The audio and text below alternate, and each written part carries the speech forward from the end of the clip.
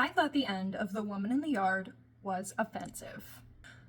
I'm just gonna start off by saying I'm coming at this as someone who has a history of suffering from depression, as well as a degree in mental health counseling and rehabilitation, and also working in the current mental health field.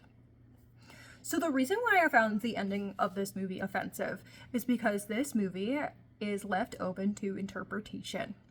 Essentially, The Woman in the Yard is a piece of our main character, Ramona, and she is basically a physical manifestation of Ramona's feelings of depression and suicidal ideation. So when we get towards the end of the movie, the woman basically indicates to the audience and to Ramona, I'm here because you keep praying for the strength to die by suicide and to end your life.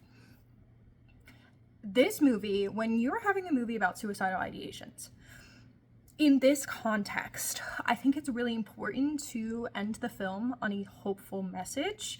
I think it's rather sinister to end this movie in any other way because it basically leaves you with the message that, yeah, life isn't worth living. You might as well end it all. It's kind of how I take it. It's the same issue I had with Smile as well because I felt like there was nothing that she could do to beat the suicide monster. In this movie, we have this scene where she essentially decides not to go through with it. She goes outside, she reunites with her children.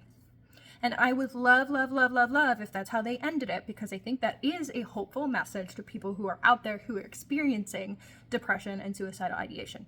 However, then we get this ending scene that basically leaves us to question whether that was real or not.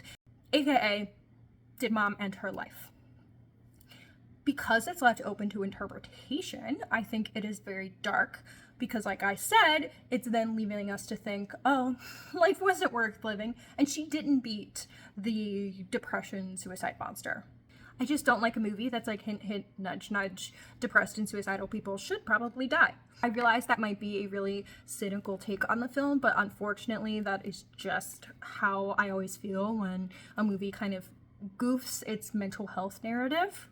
I will add that a lot of people did feel really seen by the depiction of depression and suicidal ideation in this film, and if that is the case for you, I'm really happy that this film was able to give that to you. It unfortunately just did not give that to me.